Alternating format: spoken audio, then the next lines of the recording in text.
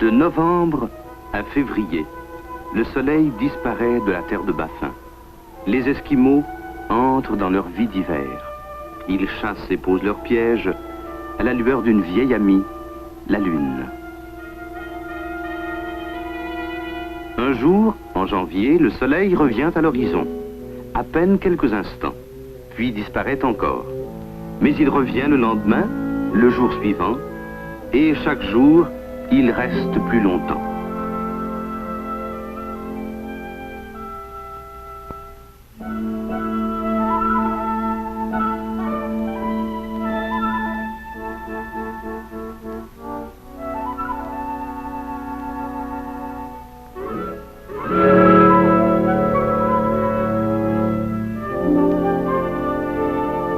Et cette fois, voilà le soleil pour de bon.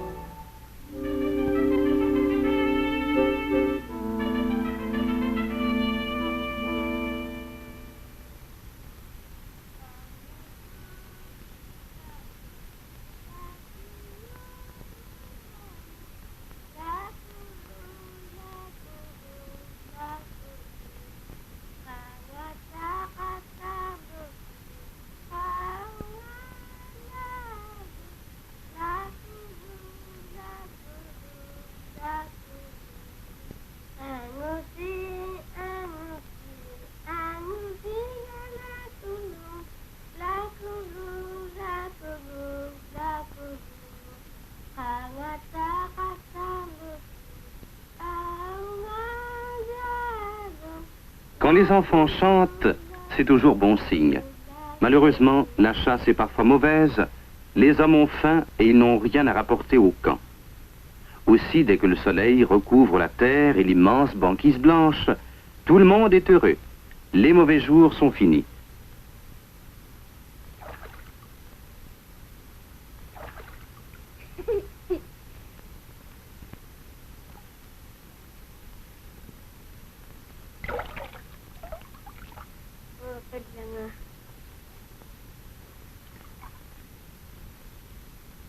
Mama Poro.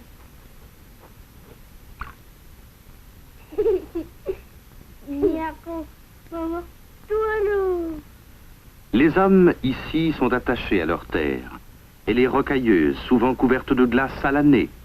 Mais l'allié des Esquimaux, c'est la mer. Elle est leur seul lien d'un camp à l'autre. Sur la glace, ils peuvent aller n'importe où, chasser l'ours blanc, le phoque ou le morse.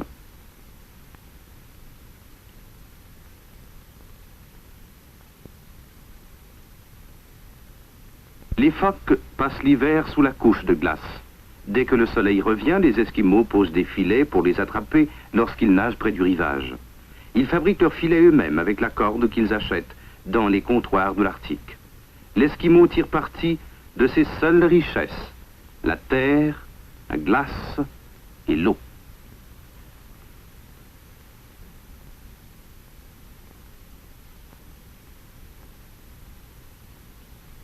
Un morceau de glace est encore la meilleure encre pour empêcher le filet de couler à pic. Si c'était une pierre, le soleil la chaufferait, elle ferait fondre la glace et coulerait avec le filet. Parfois, la chasse est bonne, et il faut qu'elle soit bonne, car si les phoques disparaissaient, la race des Esquimaux s'éteindrait elle aussi. Tout le long de l'été, il faut accumuler de la viande de phoque dans des caches. On la met à l'abri sous de grosses pierres pour la protéger des renards et des ours. Et il n'y a pas que les hommes à nourrir. Les chiens aussi ont faim.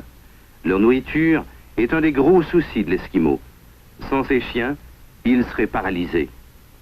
Et rien ne se perd dans un phoque. La peau fait des bottes et des vêtements, la graisse donne de l'huile pour la cuisine et l'éclairage.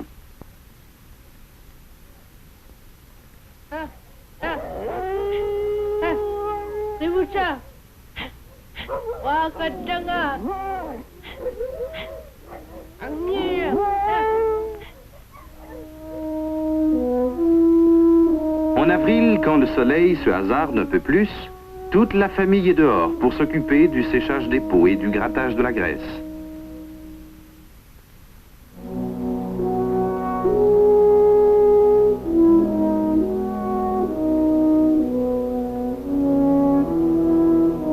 Et partout dans le Grand Nord, le printemps débute par un jour de fête.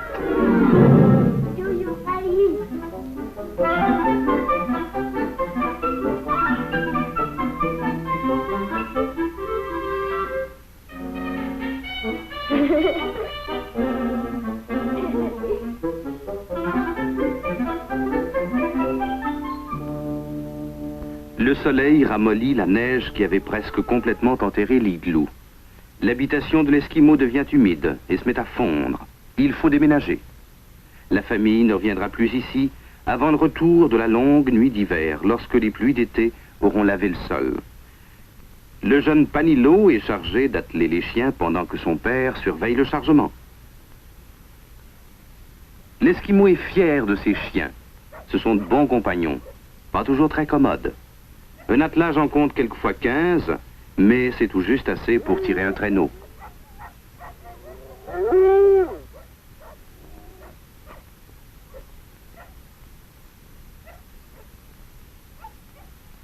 Les traîneaux sont très lourds. On y charge même les canots. Et chaque année, il faut compter 1 ou 2 passagers de plus.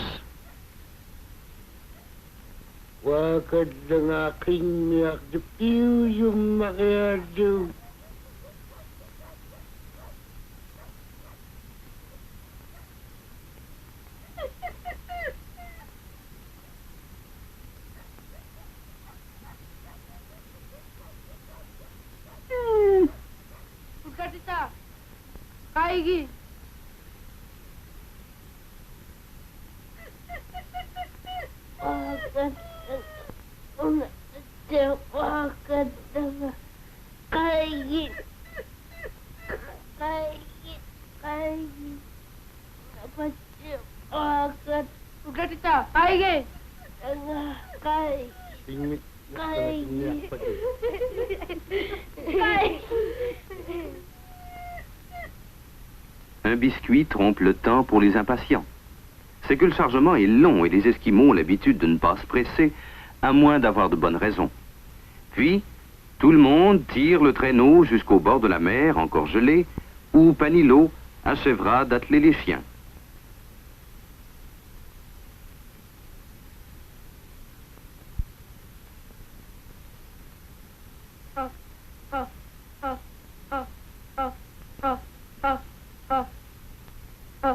Panilo est un bon garçon. On dirait qu'il sait d'instinct tout ce qu'il faut faire pour aider son père.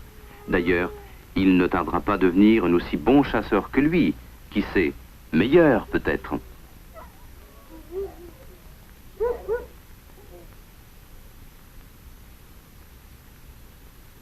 Chaque chien a son harnais de peau de phoque. On attache toutes les courroies au traîneau grâce à des brochettes taillées dans une défense de narval.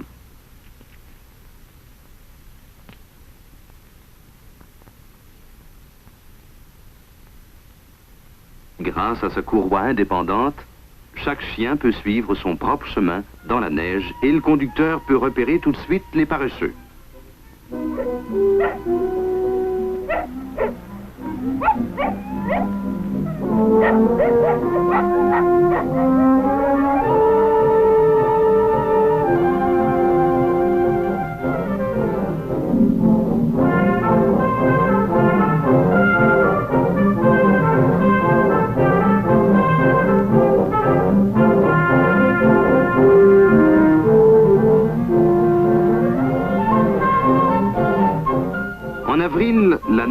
encore dur sur la glace. Un gros traîneau y glisse facilement.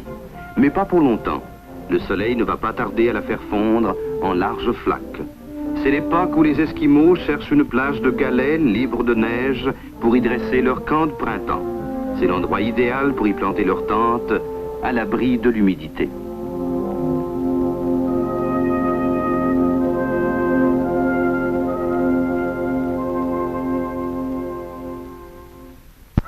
Au mois de mai, le rivage se remplit de cris d'oiseaux. Les oies blanches reviennent faire leur nid et les guillemots se nourrissent dans les eaux libres en bordure des glaces.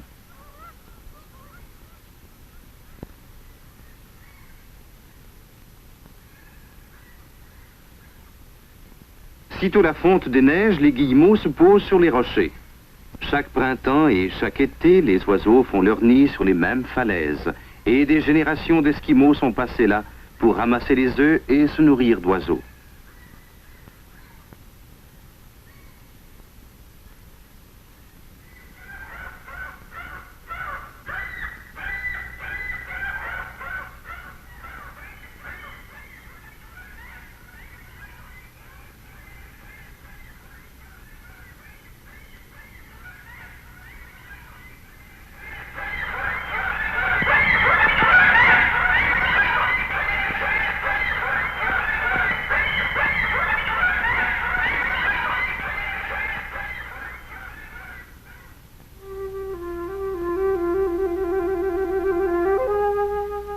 En mai, le soleil commence à se montrer presque jour et nuit, même si les nuages essaient de le cacher, et la terre s'attiédit peu à peu.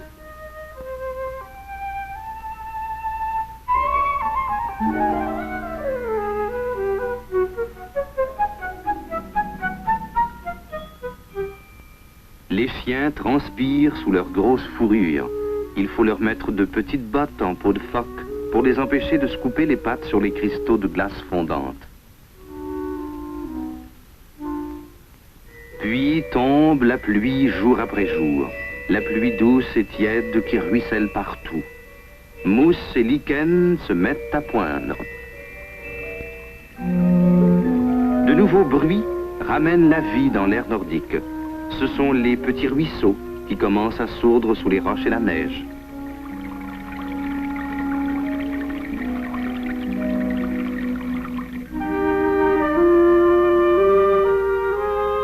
Et même dans l'Arctique, il y a des fleurs du printemps.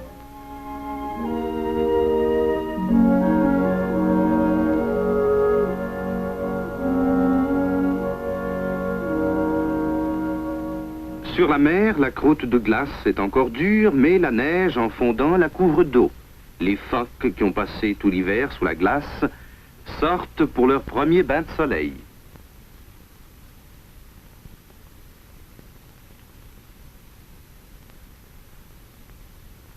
Pendant plusieurs mois, le phoque a gardé ouverts quelques trous dans la glace. Chaque trou est juste assez large pour qu'il puisse respirer.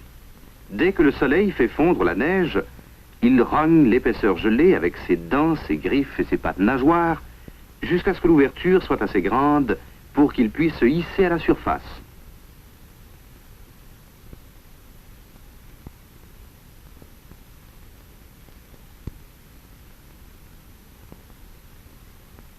Mais le phoque est prudent. Il commence par mettre le bout de son museau hors de l'eau pour flairer toutes les odeurs suspectes alentour. Puis il risque un coup d'œil à 2 ou 3 reprises avant de sortir complètement de l'eau. Il doit toujours rester sur ses gardes à cause de son ennemi mortel, l'ours blanc.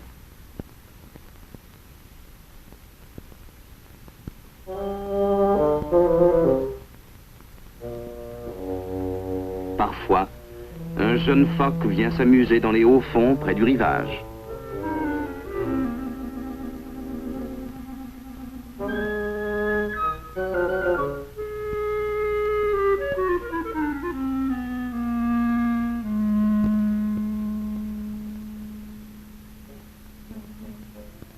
Le jeune phoque est toujours curieux.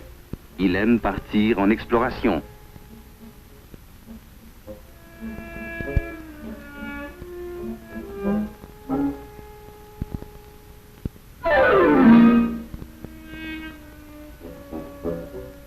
S'il ne trouve pas d'autre trou, il n'en a pas pour longtemps à vivre. Hors de l'eau, il est sans défense et se sent mal à l'aise. Sa curiosité s'émousse vite et il préfère réintégrer son trou où il se sent en sécurité sous la mer.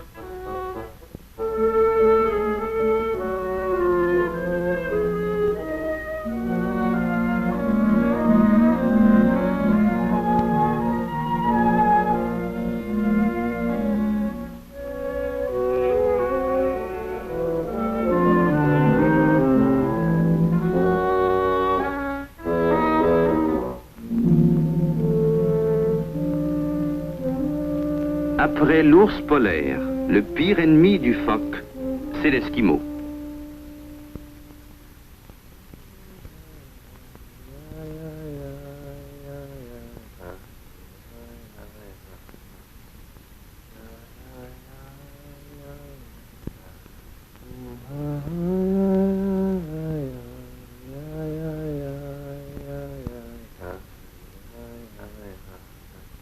Panilo, Ay.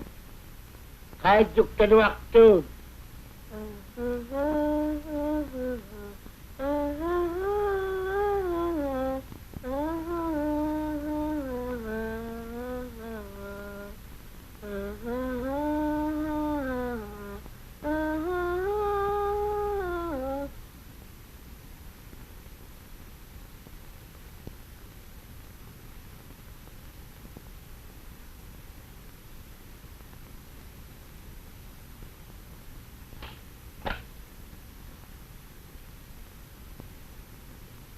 Agwaking min.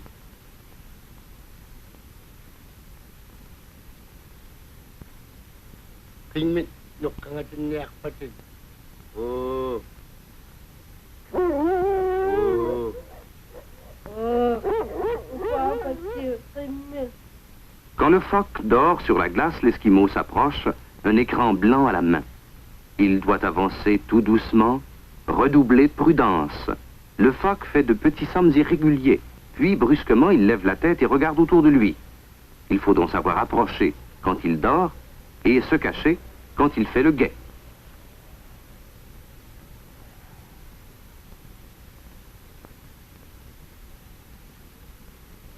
Mais il faut toujours marcher contre le vent, car le phoque sent le danger de très loin. Panilo a toujours aimé la chasse. Bientôt il pourra faire ses preuves, et cela deviendra pour lui, comme pour tous les Esquimaux, le plus clair de ses occupations quotidiennes. C'est une question de vie ou de mort dans l'Arctique.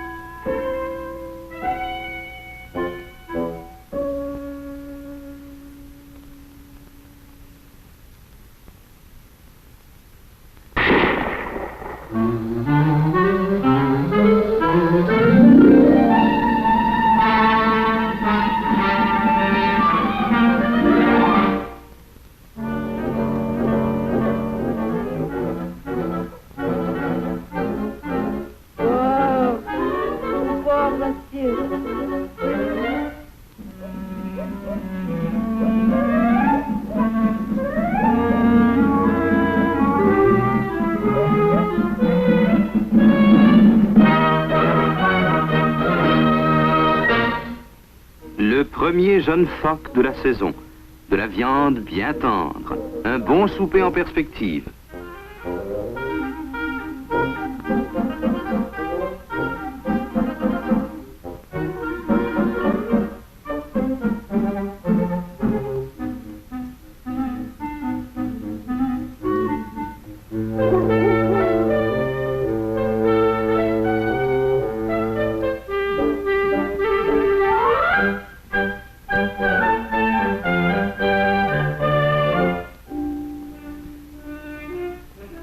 Avec sa peau, toute la famille va pouvoir se faire des bottes neuves.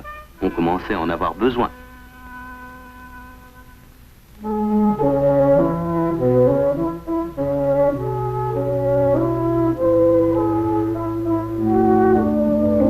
Pourtant, un phoque ne suffit pas. Il en faut 3 par jour pour nourrir la famille et les chiens. Et la chasse reprend quotidiennement, car il faut penser à l'hiver qui vient et remplir les caches en prévision des mauvais jours.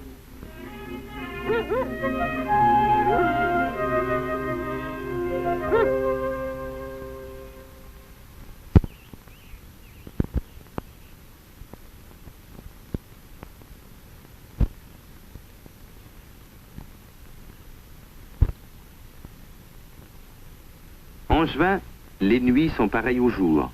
La neige a presque complètement fondu.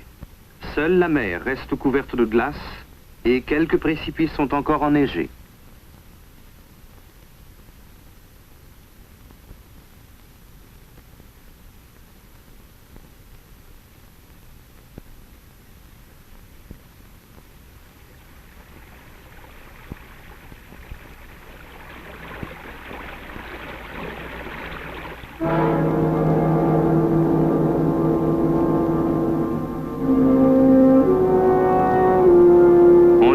La croûte de glace se fractionne sur toute l'étendue de la mer. Plus moyen de s'y hasarder pour aller à la chasse, et encore trop tôt pour mettre les kayaks à l'eau.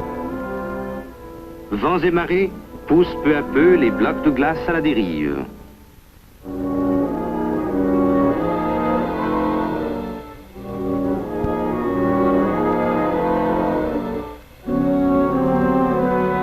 Beaucoup de ces glaces flottantes restent à l'intérieur de baies profondes.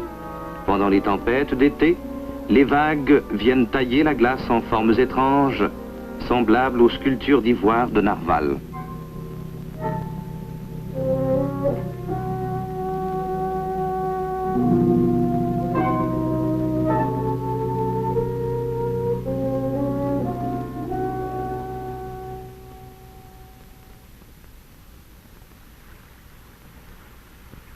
Au début d'août, le soleil de minuit est encore là.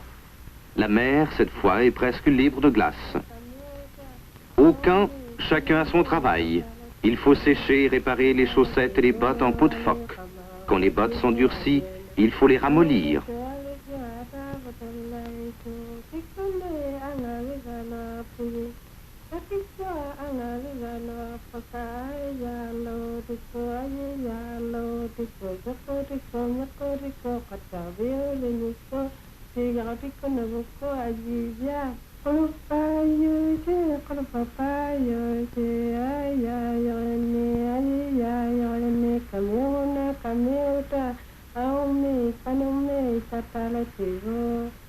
Le travail des femmes consiste à les tremper dans l'eau pour les assouplir sur un morceau de bois.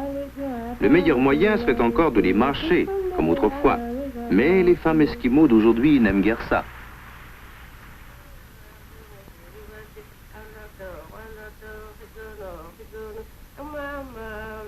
Les vieilles esquimaux font sécher les peaux de phoque qui feront des bottes et des mitaines. Il faut accumuler une bonne provision de peaux de phoque, car semelles et mitaines s'usent vite. Chaque esquimau a besoin d'au moins 15 paires de mitaines chaque hiver.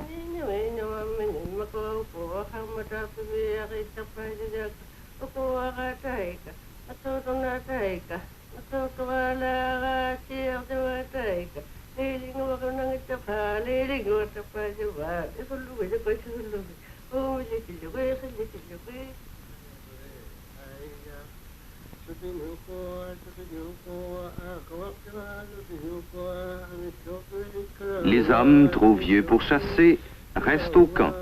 Ils grattent et nettoient les lanières de peau de phoque qui feront des harnais de chiens et des courroies de harpons.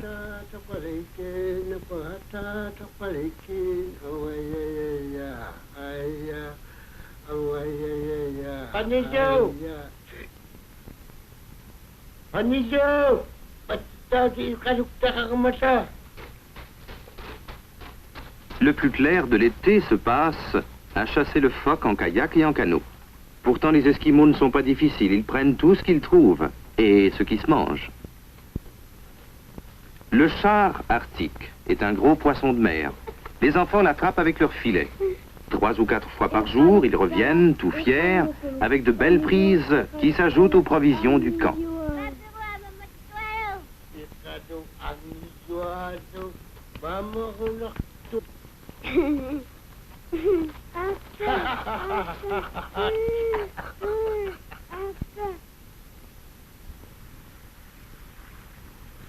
Le gros gibier, c'est la baleine, lorsqu'elle s'aventure dans les baies pour s'y nourrir.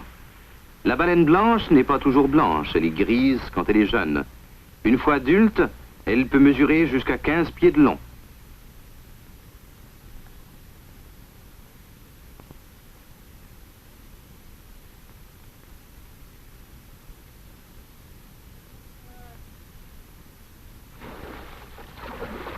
On chasse aussi le narval.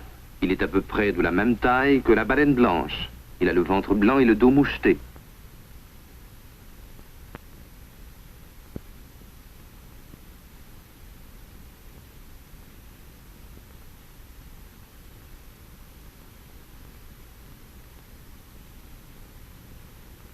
Le mâle a une longue défense d'ivoire. Les Esquimaux croient qu'ils l'utilisent pour s'attaquer à d'autres poissons.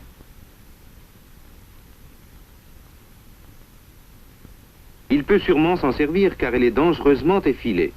Cette défense peut atteindre 7 ou 8 pieds de long. Le narval respire en surface grâce à un évent qu'il a au-dessus de la tête.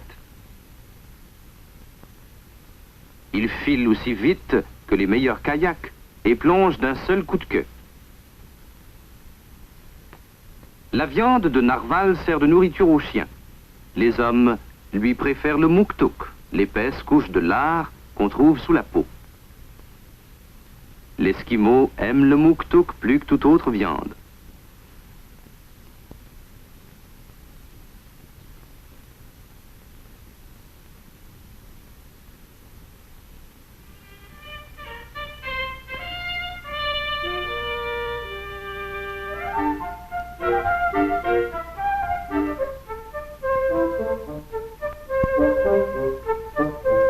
Pendant l'été, les Esquimaux chassent n'importe quand.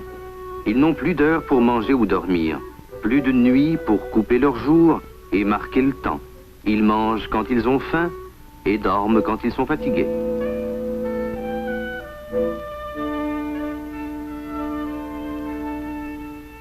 Mais la première chose qu'ils font en s'éveillant, c'est de grimper derrière leur camp pour fouiller l'horizon à la recherche d'une baleine. Tout de suite, la vie les reprend avec son terrible besoin de manger.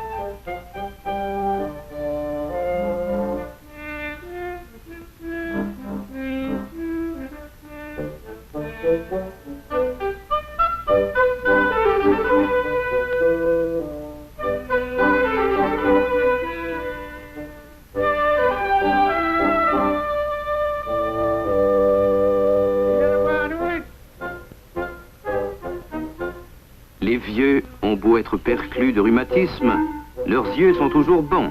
Personne ne peut leur en montrer pour découvrir une baleine.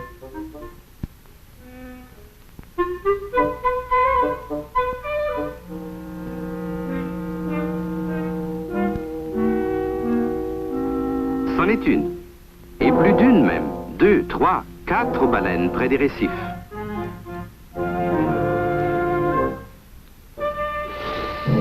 Et tout près d'elles, des narvals viennent respirer en surface avant de replonger pour se nourrir eux aussi.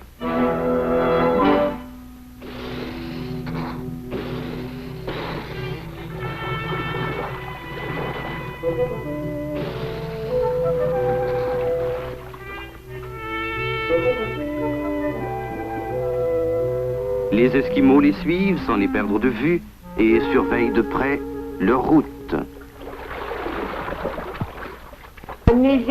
Dès qu'on a repéré leur direction, plus d'une minute à perdre.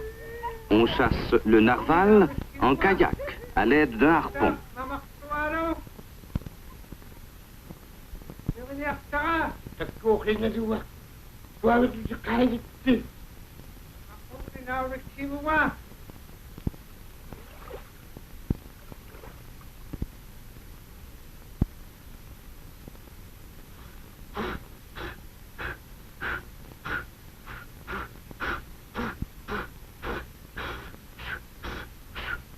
Une outre en peau de phoque remplie d'air, retenue par une longue courroie, permet de freiner l'élan de la bête quand elle est harponnée.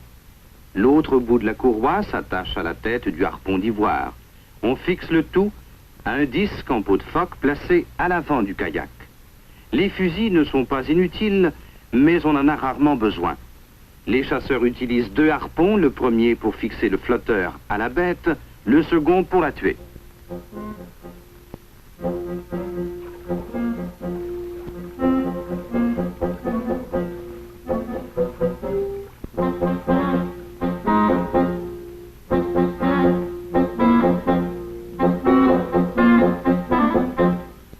Les enfants suivent de loin dans un doris et surveillent les kayaks.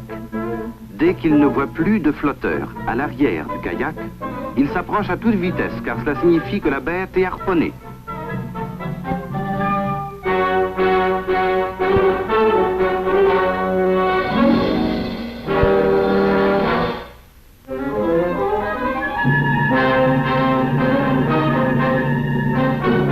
Il faut guetter les narvals bien au-delà de l'endroit où ils sont sortis pour respirer.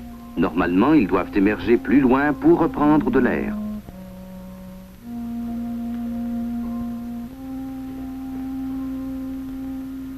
Les voilà. Un coup d'aviron sur l'eau les fait plonger et les oblige à ressortir presque aussitôt car ils ne peuvent jamais rester longtemps sans respirer.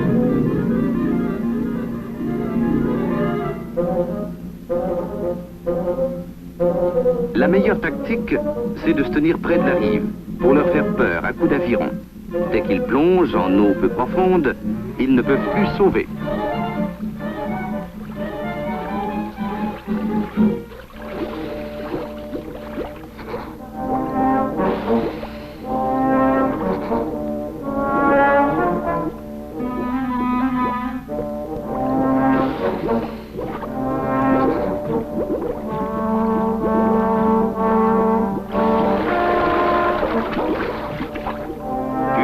Brusquement, quand on s'approche, ils repartent, se tournent sur le dos et nagent à toute allure pour s'enfuir.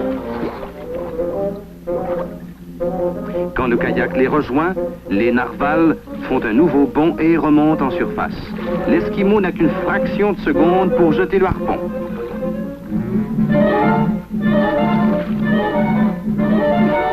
Les voilà, tout est prêt.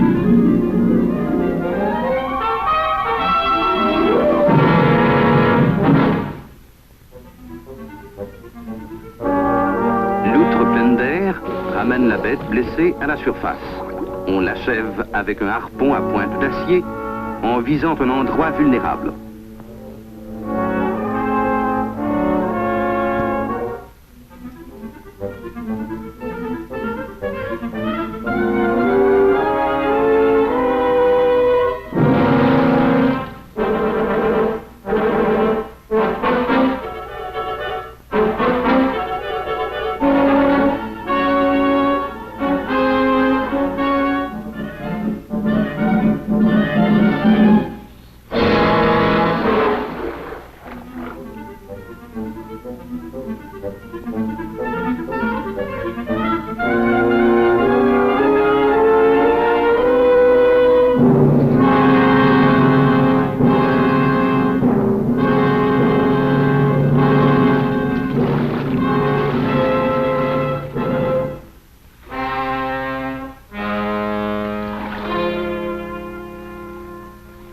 Fini la chasse pour aujourd'hui.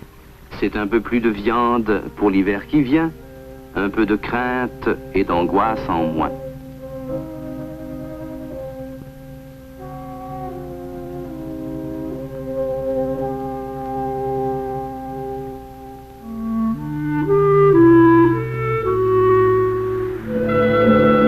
Avec septembre, recommencent les tempêtes.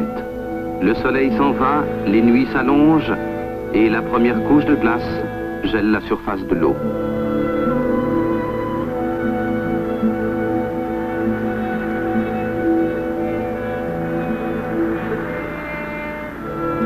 En octobre, la mer va se couvrir de glace chaque jour plus épaisse.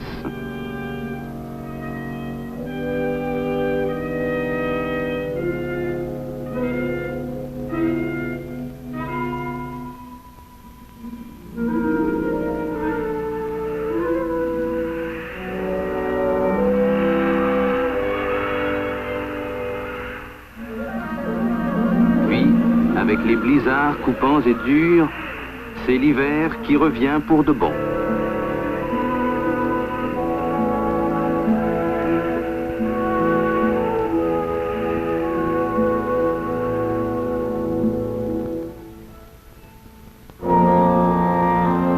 Le jour se meurt, chaque matin le soleil hésite à se lever à l'horizon.